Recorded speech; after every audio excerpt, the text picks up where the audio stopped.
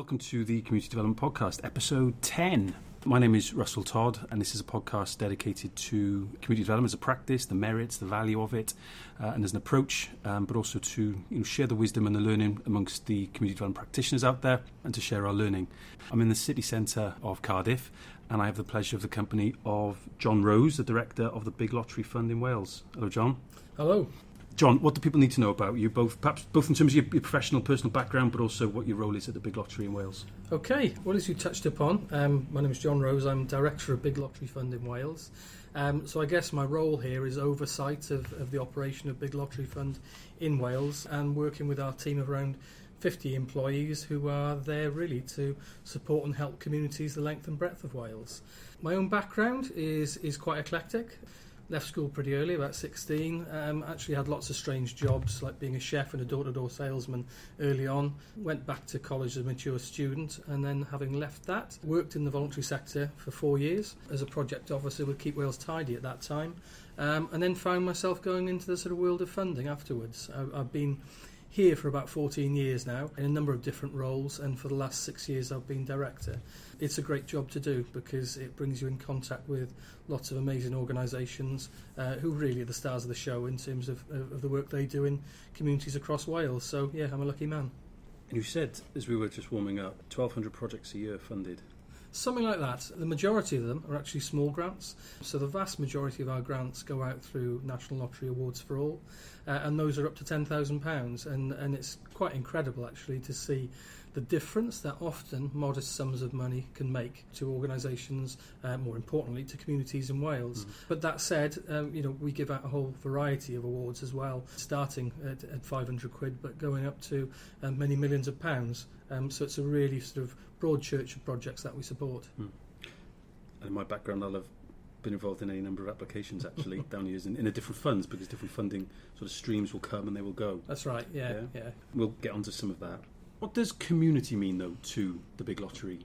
First thing to distinguish really is that it's no one single thing. So of course there are lots of, if you like, geographic communities that apply to us for support, but as well it's about communities of interest. It's those like-minded people who may have a common interest or common issues that come together to actually address them. But actually the key thing is they're driven from the community itself. So we would take quite a broad approach, often actually trying to avoid, if you like, a specific definition. But I would say, yeah, it's about communities of place and communities of interest, often those who come together out of a common interest. Yeah. And so they can operate at different scales then, in terms of some of the geography, in terms of those interests?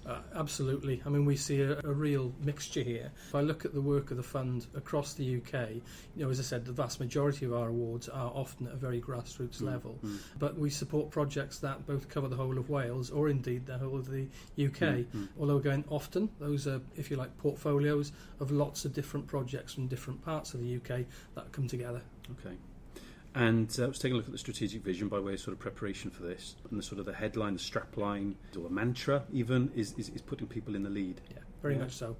So we've been on this journey for a couple of years now. It actually stems back to what I would have called a conversation rather than a consultation back in 2014, 2015, where we ran a very open exercise called Your Voice, Our Vision, which was trying to get people, the length and breadth of the UK, to give a view of what they wanted from us. And what came apparent from all those conversations was that real sense of here was an opportunity to use national lottery funding to help communities be self-defining actually in what they were doing. So it's very much shaped the approach we've taken. I'd like to think we've always been fairly community driven, particularly in what I call our responsive grant funding, like National Lottery Awards for All and like People and Places. But it really kind of cemented the need to have funding streams that really allow communities to do what's important to them.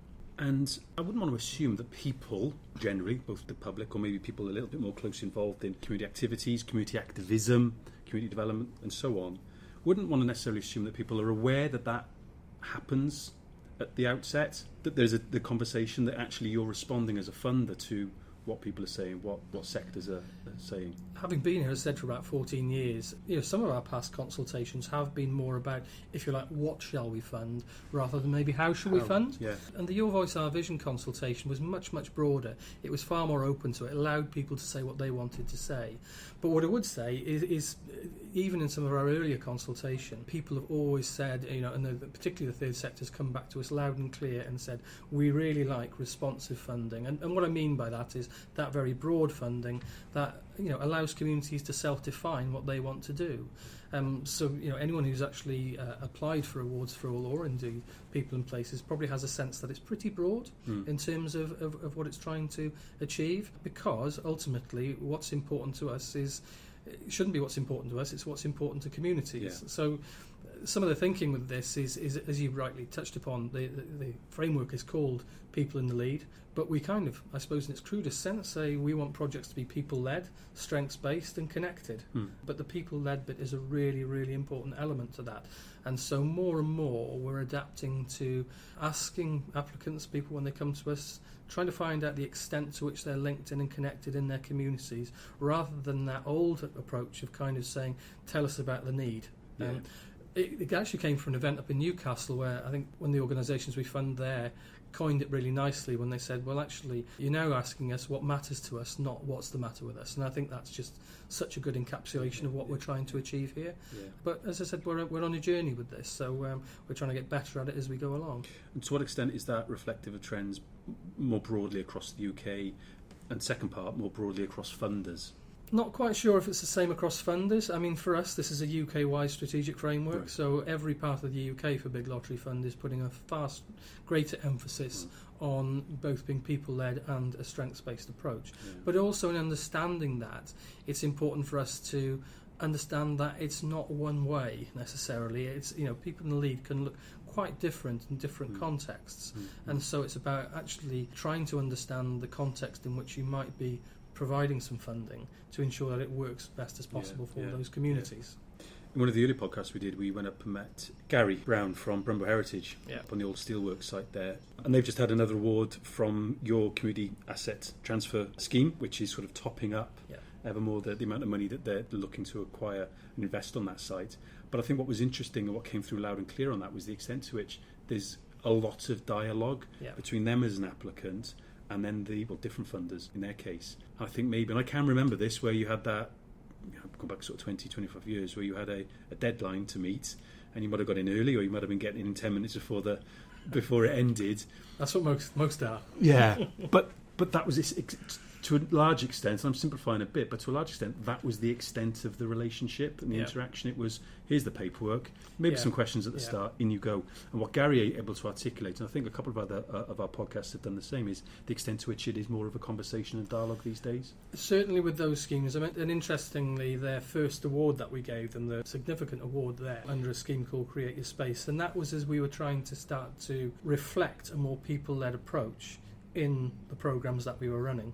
So there was a really strong emphasis in that about that dialogue, and actually the key thing we were looking for was the extent to which the applicants there, anyone applying to us, was really linked into the communities that they served. Now, I've been fortunate enough to go up and visit Brumbo since then, and went in and did a surprise for them actually when they were successful. And we were quite struck with that, about how it project was a number of different sort of, if you like, projects or sites that they were linking up, and they'd invested an incredible amount of time in speaking to the community that they serve, their community, and thinking about how this would come together, and that came across very strongly. So it's always great then to go up and actually see it in action. So, and the proxy for community involvement is helpful. The number of times we were interrupted by people walking in on the recording who were involved with the organisation, then we had to jump out quite a bit of interruption, but that's a nice headache to have in that context. I think within community development, practitioners, the workforce, we have to recognise that this isn't money for nothing. This isn't money for free. It's invariably from public sources, and so it has to be accountable, and we kind of get that.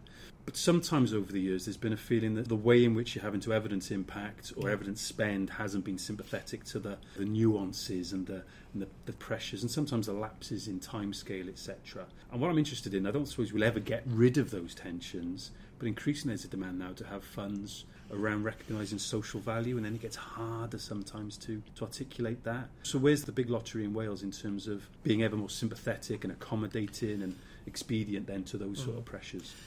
I'd like to think we're always trying to think from a customer's perspective about how does it feel to work with us.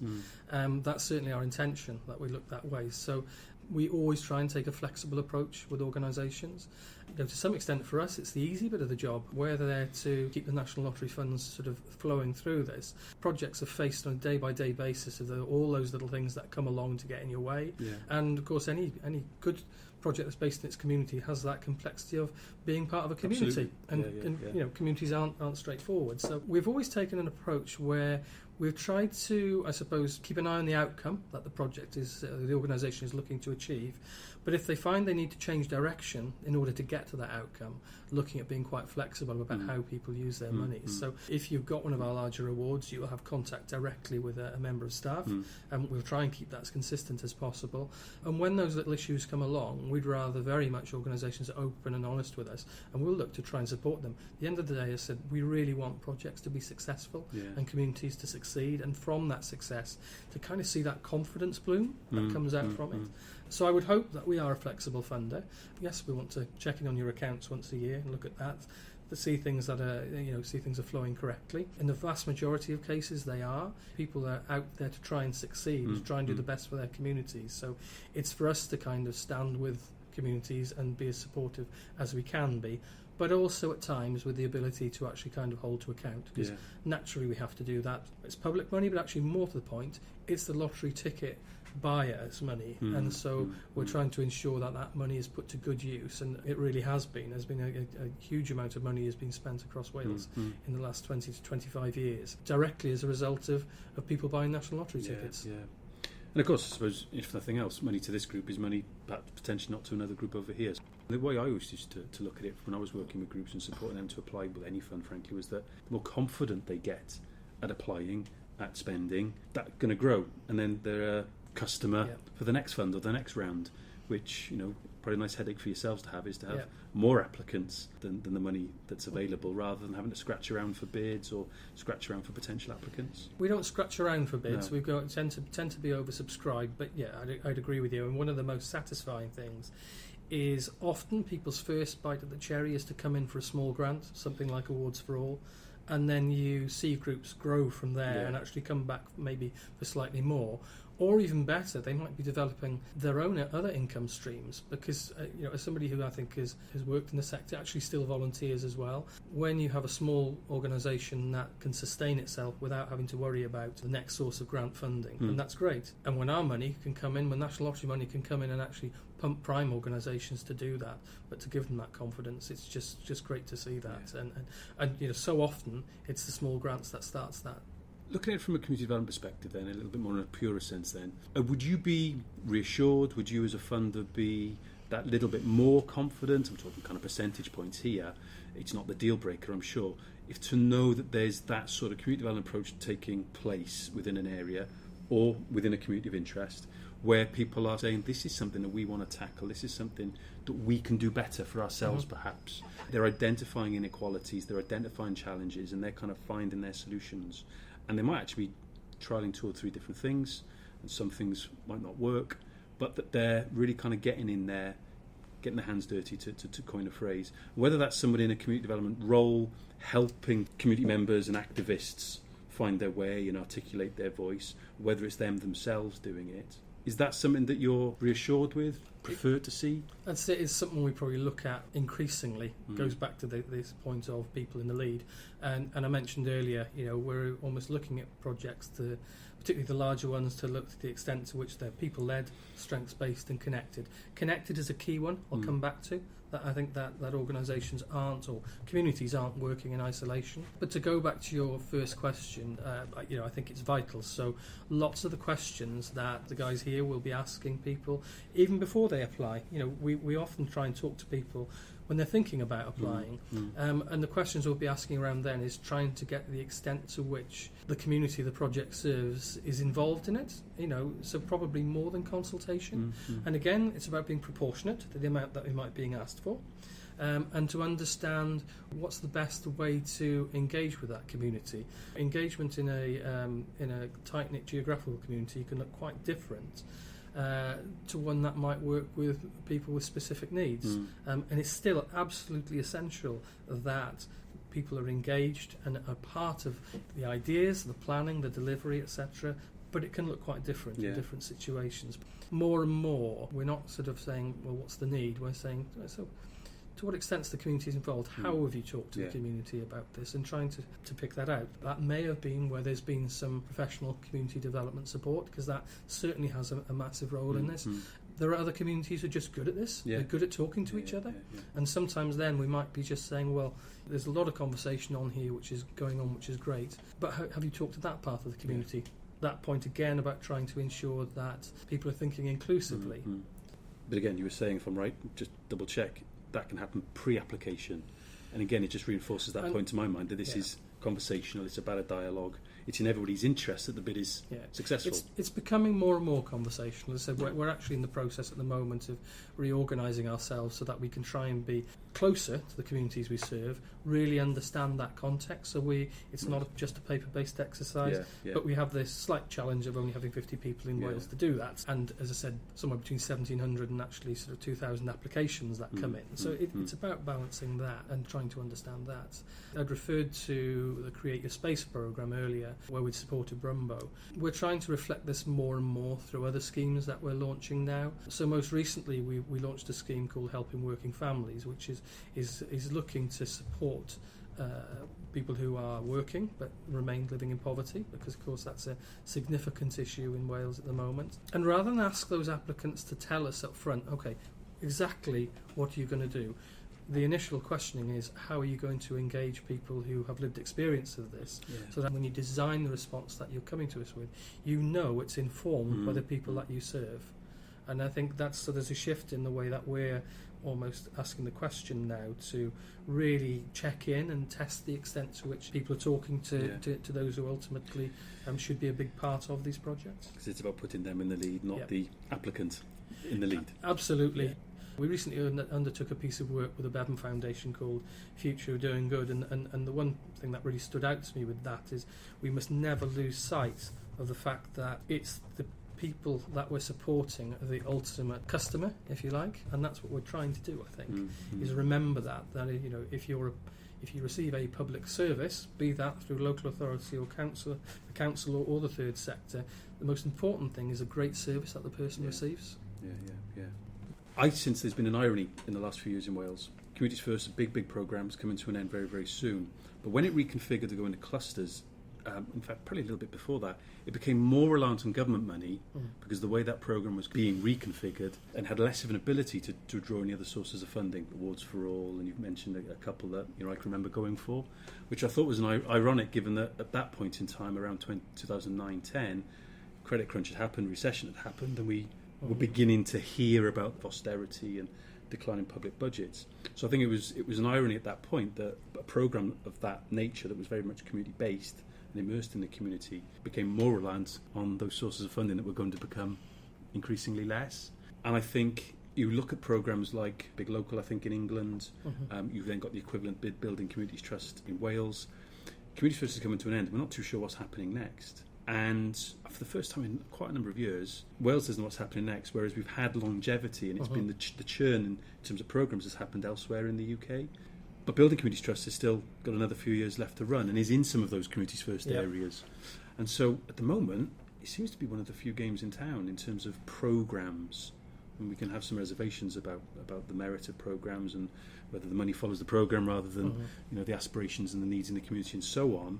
But in terms of having that framework and having that guaranteed funding or investment, Building Communities Trust, BCT, is one of the few games in town in Wales at the minute. Is that fair?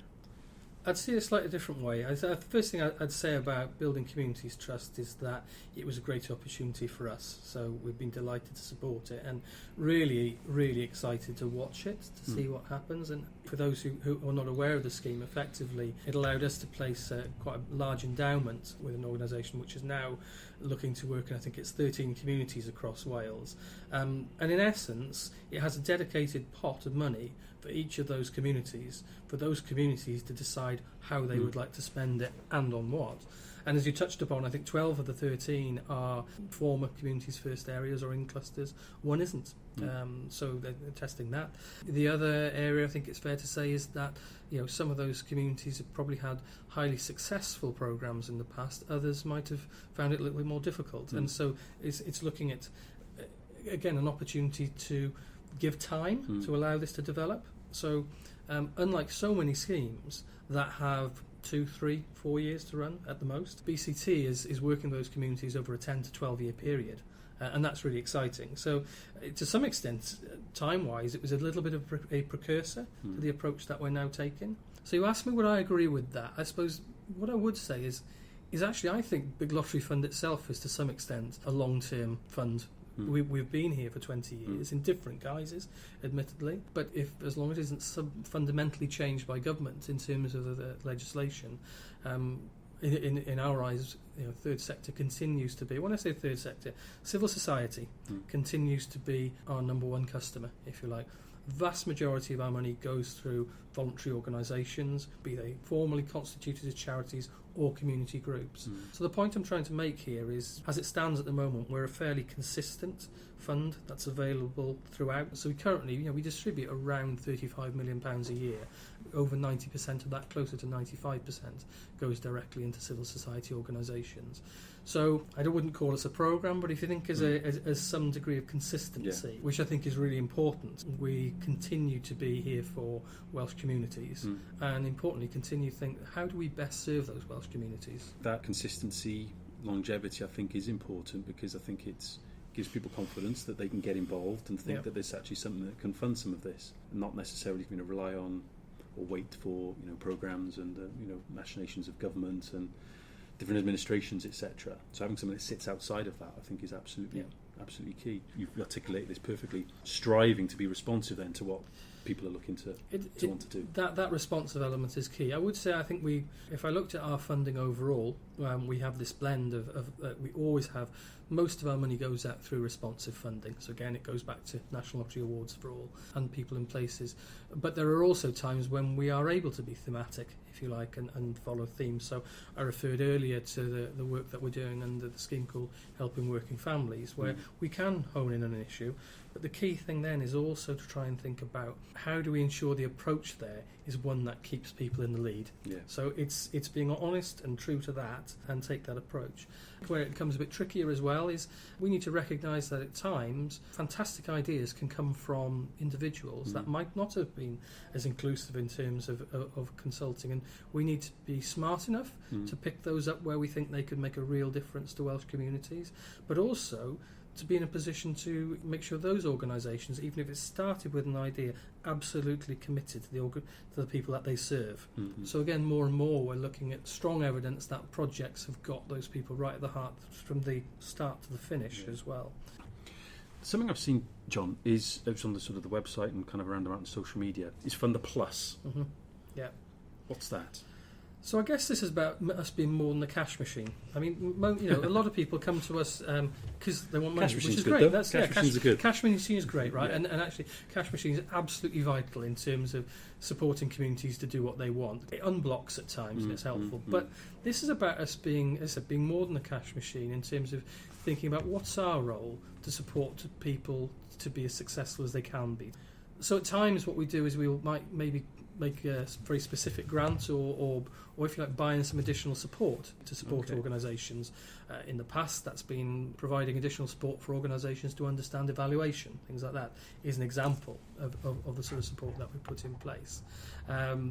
Over the years, we've worked quite closely with people like WCVA to run a slightly enhanced programme where they provide additional support to communities that might need that. So the point being here is that you're looking to adapt to support organisations, communities to be as successful as they possibly can. Anyone who sort of has a look at our strategic framework, which, as we said, was very much about people in the lead, but one key element of that we call is Catalyst. And what we mean by that is, how can we use some of our contacts, some of our skills to support people be successful? Typically that can involve bringing like-minded organisations together to actually share their learning, meet one another. It can be incredibly isolating, I think, when you work in a voluntary capacity. You're working so hard to do this, and sometimes it's great to meet another community like you.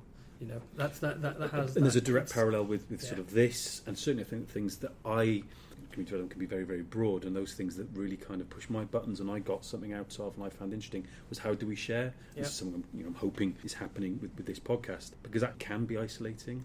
In fact, it often is isolating. It's not a case that it can be. it is. That's almost the default for some people. So we've looked at doing that. Some great examples. Over the last few years, we've put a lot of money into supporting community asset transfer. That's been lottery funding. It's also been some of government's funding. And on that journey, those organisations learn so much. They are probably the best placed often to, if you like, provide what we might call community development support, but actually it's that lived experience.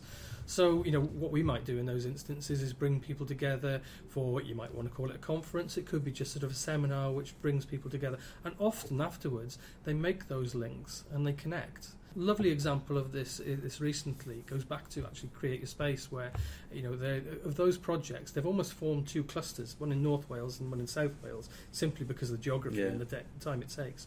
Where they're swapping notes, supporting each other, people in the end of the phone to find out, well, how did you do this? Often we're not the experts here, but what we do have is we have this kind of quite helicopter view of lots of activity going on that we fund or that maybe we don't fund that we know about, and trying to connect that up. And so I think that's a really important role we can play. Another one at times as well is trying to open doors or highlight good practice. We see projects that come along that have been successful, and it might be that we know somebody in Welsh Government, be that politician, or be that civil servant, that we can make that connection to because we happen to know they're really interested in this. And that's really rewarding for us. But actually, if it's helpful for organisations, then it enables us to go that step further and do that. So I think that's a really important part. Third part is, sometimes just starting a conversation. So I'd referred earlier to Future Doing Good, and if you're interested, there's a piece in the latest Bevan Foundation magazine about what we found from that, and that was really about starting a conversation about the future of doing good, and just getting people talking about this and talking about should be important in the communities that we live in. And of course the other thing which we need to look at doing increasingly in the future, as a UK-wide organisation, how can we spot great practice in different parts of the UK that actually we can then introduce into Wales, and how can we help explore the great stuff that people in Wales do to inform and inspire other parts of the UK. As I sit here now, I'm looking across the Bristol Channel at Bristol. There's lots of great stuff that goes on there, and sometimes I think we don't export and import those ideas perhaps as well as we can, and it'd be fantastic to think about how we might play a role to just do a little bit to improve that as well. I agree. I think in terms of community development, we talk about devolution and having devolved priorities and the autonomy to do different things. That's great. But I think in terms of sharing learning and good practice, I think that border's got quite hard in some cases. By the time this goes out, I'll have been to Lawrence Weston in Bristol to go and see the big local there, because I wanted to see what they do. How do they talk about it? How is it monitored? How do they evaluate? How are they engaging? What does participation mean in that context? Because increasingly my experience of this has been shaped by the Community First programme, which has had its specific emphases as well, which I think, to be fair, has had a bit less of a community sort of focus to it, or responsive to communities' needs, with this increased focus on employability. So you kind of end up finding yourself being corralled down a certain alleyway, and you think, well, hang on a minute, there's other things kind of going on. And it was interesting, and I if it needs validating, because I'm sure you get terrific feedback from it anyway, when you're bringing people together in those kind of seminars, and I sensed not formal learning, it's conversations again. I think to validate the value and the worth of that is that it can be really difficult in community development to find the time to be reflective, to take that step back and just have kind of 15 minutes just to ponder, what have I done this week? How have I achieved what I wanted to? Have I actually kind of obstructed something here? Have I held something up? Did I do too much or do too little? So when you've got funds or programs or whatever it is, but something that's creating a learning culture that says, listen, come along, and we want you to come along on work time to do this, and we might cover a rail fare or a mileage or whatever it might be, to come along to that is great, because if we are struggling to find that time to lift our head up and look at what else is going on, people are kind of going, I think it's important that you do it.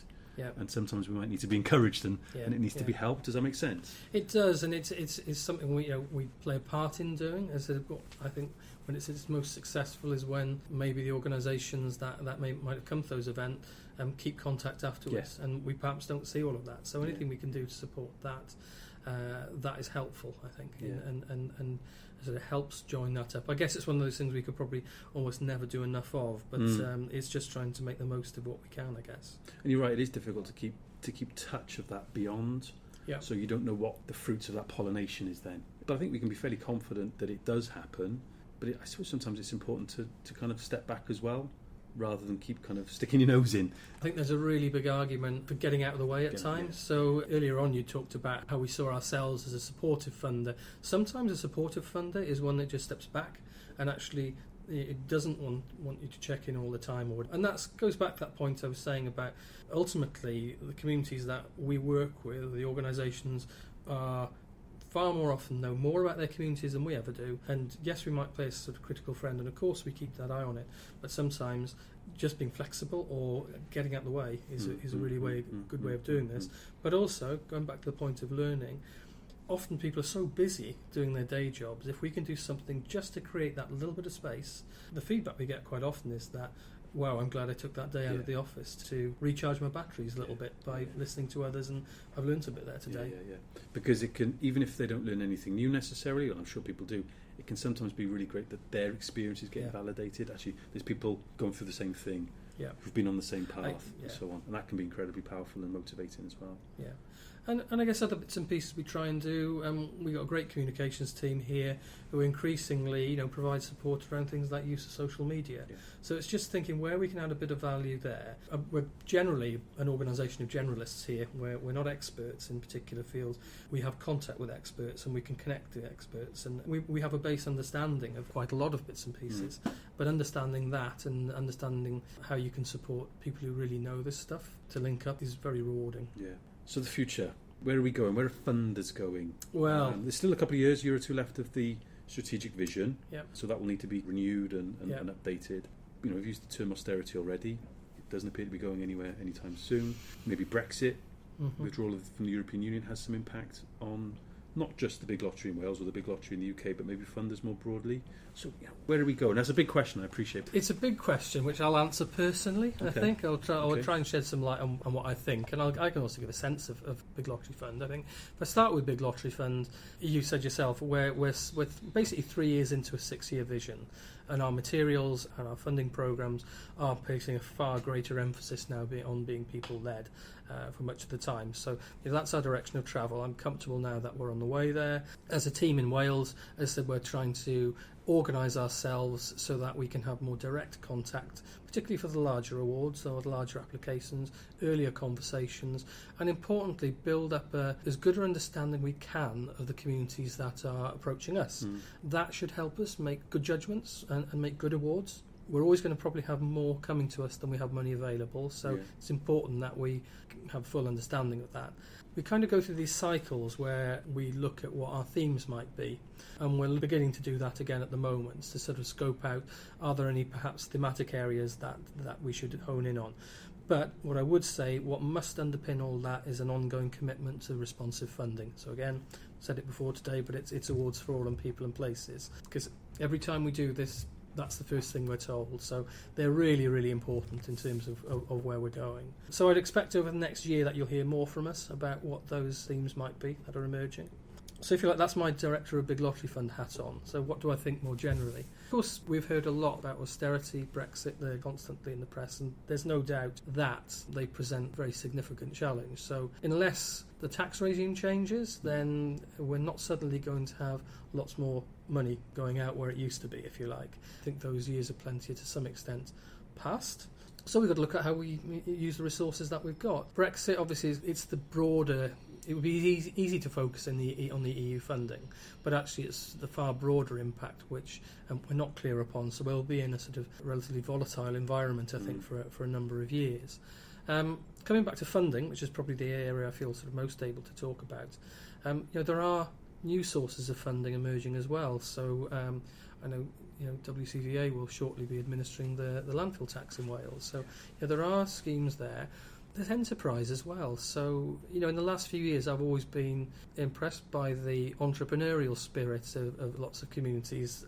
The community energy sector, I think, is a really interesting area where effectively those communities, through energy generation and the use of feed-in tariffs, have developed an income stream for themselves. I know that doesn't work for everybody. Feed-in tariffs have changed. Some of the planning regulations are making it challenging at the moment. But nonetheless, what they caught was that sense of enterprise. And I think what would be really interesting is how can that work to inspire other communities to do similar things? the assets that they've got within those communities are ways of generating further support, either for the local economy or for themselves. And I think that's a really interesting area. Funders-wise, I think there are at the moment a limited number of funders who are active in Wales. There are some very good ones there. Increasingly, I think Community Foundation in Wales are doing more and more. WCVA do quite a lot. A number of the CVSs have got their own small funds, things like the wind farm up in North Wales, Gwynter Morse, and various sources like that. So there are those around. I have quite a lot of contact with trusts and foundations, and often trusts and foundations maintain that they don't receive enough good quality applications from Wales. Okay. And I think that's an area to try and build upon so that Wales does well from those. There are a number who are very active, so I think I'd sing the praises of Lloyd's Foundation, who are very active in Wales and do a lot of great work here as well. But there are other foundations who I won't name who probably aren't as successful here. And I think it is really important that we try and ensure that UK-wide trusts and foundations are getting approached and start to see the best of Wales, because there's a lot of good stuff that goes on here that perhaps they're not seeing. And it would be great to get more and more coming through there. So there's a sober aspect to it in terms of the more broader strategic longer term in terms of austerity, in terms of Brexit. But I agree with you. I tend to try to be more optimistic about these things and say, okay, well, we can fall into perhaps what can be a default pessimistic viewpoint of some of those big things in simple terms. But if we are still not exploring, and by the sounds of it, there are some avenues that maybe we aren't exploring enough. Unless we've explored all of those, and we're finding actually there's an unresponsiveness, or our priorities aren't their priorities or whatever, then there's still some work for us to do to... There is there, and I think and that's positive. I think this point about enterprise is interesting as well, and community spirit that often drives that enterprising approach. So, if we are at this point now where at some point there will be a broader discussion about public services, because at times people can local authority bash, which isn't really fair a lot of the time. They are faced with incredibly difficult decisions in an incredibly difficult financial environment. And often what we see there is those discretionary things that they do and discretionary services that might be being pinched. Now what the opportunity is I suppose there is for communities to seize back a bit of control and actually have to think hard about what's really important. The great thing about this is when you do go out on a Saturday or a Sunday or on an evening and you see thousands of volunteers who might be supporting, say, a sports club. So you'll see children running around a sports pitch. Inevitably, that's mums and dads that help set that up. There'll be a coach there who's a volunteer doing that, because those things are really important to communities. So we can do it. We can do it. And the importance of having a go at doing that is, sometimes it doesn't work and you get back on the bike afterwards. So I think that's another opportunity. Wales often, in Wales, we often talk about the past, and we talk about Miners' Institutes, how they came about. They are a testament to incredible community activism at that time. We're talking now, the weekend after all this snow, the way that people will actually come together when they're up against it and they need to do something to help themselves, and it's about rekindling that. So I think there's almost the challenge of austerity presents an opportunity for us as well as the obvious challenges that will come with that. The snow came to mind, and I was engaged in any number of conversations on social media over the last few days, the snow in South Wales, that actually referred to and harked back to the last podcast we did with Andy and Mark around social capital. And it was checking on neighbours, and it was shoveling snow away from your elderly neighbour's path and pavement, as I did, and just kind of getting together and having a snowball fight. But went to the pub and the kids were there and we had a meal and we just spent time. And it also kind of changes that question from, around sort of austerity, we're often kind of focusing on, what are services going to do for me, or what's going to be going, and it flips the question to what can I do for my community? And I think that's a really important one that we need to think about, and I sincerely hope that the ongoing role that Big Lottery Fund and National Lottery Funds can play with this, and all those people who buy those tickets to allow this to happen, is that they can release those small sums of money, or the larger sums of money, that allow communities to do what's important to them. What matters. Yes. No, it's a question that I've asked a lot of communities over the years, and I think is more and more being asked. Certainly in instead of, and I think this is only a good thing, instead of what's wrong. And it's wrapped up in that question about what matters, but it's not the starting point. It's not how that conversation need necessarily kick off. I think that's key. We've mentioned conversation and dialogue any number of times, and lots of those would have been had in the snow, for example. But for some people, they're used to coming to the meetings, they're used to articulating their voices, they're used to badgering the local authority. For those groups that are either maybe more fragmented, more marginalised, more obscure, English isn't their first language or Welsh isn't their first language, there are still barriers in place. No matter what you do as a funder to take those away or to make those more easily navigable, there are still those barriers in place. And so Community Voice, for example, that you funded, but I think that's come to an end now, isn't it? Was around trying to get within communities and really dig a little bit deeper, wasn't it? It was very much, and you know, it's a point well made, because I totally get that. You know, the extent to which people feel confident with their voice differs hugely, depending on who you are, where you live, a whole set of factors, and of course that's where why community development has such an important role. But you rightly touched upon Community Voice, and I think it was a really interesting scheme. I worked with a number of the county voluntary services across Wales.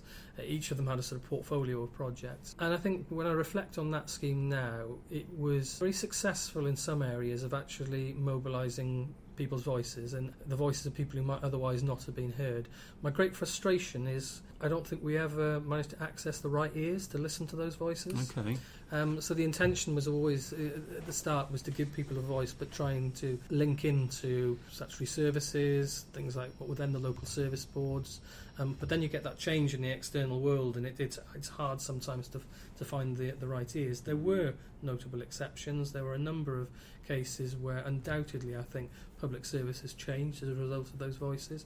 But in terms of trying to get that as a kind of strategic theme that ran through and was successful everywhere in Wales, that was a bigger challenge. But you know, I couldn't thank the people who actually were prepared to speak enough. I went to a couple of conferences on this, and they used some really innovative ways of bringing people's voices to life, and I think those are really important in terms of giving people who might have not feel they have a voice the ability to reach out and speak out, and then the confidence to do it again, because of course your confidence builds with it. But yeah, if you could find me the magic wand that makes sure the ears are listening, that's probably a little bit harder. And of course, if I've done it this morning, we can see it from the 10th floor. You know, I've walked up through there this morning. As an example perhaps of that, the Somali community in Butetown in Cardiff, if they're hearing more voices and seeing more people that they identify with speaking up positively, challenging, confidently, assertively, then that can only presumably increase their confidence and make other people within those communities feel that, well, okay, yeah, I can also do this. Not guarantee it. It doesn't just cascade out. It still needs coaxing. It still needs supporting. I would argue, you need community development happening. But that must be incredibly powerful, seeing and hearing people like you, or with your experience at the very least, talking up in some of those sorts of ways. I think the greatest power is in community seeing other people like them doing it. When you look at someone who comes from say, a similar background or circumstances you can relate to, winning, succeeding, doing that, it's really powerful. And that's one of the things I do think is that the more we can connect communities so that they can take that inspiration and think, yeah, I'm like that, I could do that. With, as you said, there absolutely is a role for community development, whether that be almost a sort of professional community development or through inspiration of people who naturally do it, because they're good at talking to communities, and probably more important, they're good at listening. Yeah. And connecting. You said the connection's important. John, it's been an absolute pleasure. This is going to go through any number of links, both mine but also the lotteries in Wales as well, which I'm really, really grateful for. I'm hoping people find that interesting. Maybe demystifies a little bit of the funding world, perhaps. Only speaking from your own perspective, and there's other funds out there, but it is an important one, as you said, rightly made the point. It's been around for a while now, hasn't it, the lottery? Over 20 years, coming up for a 25th birthday. Okay. No, thank you. And all I would say on that point of demystifying, if you're listening and you do feel this is a mystery, please make contact with us. Easily accessible from the web. We're, as I said, out there more and more trying to make contact in community settings with communities. We certainly don't want to be mysterious, and we want to be out there, and we want people to understand what we're doing, and we want people to apply to us and access this wonderful resource, which is national lottery funding. And if you're one of the listeners who buys that ticket, pat yourself on the back, because there's an awful lot of good work in Wales that communities do that simply wouldn't happen if it wasn't for you. So thank you. That's the perfect note to end on. Thank you. Okay, cheers.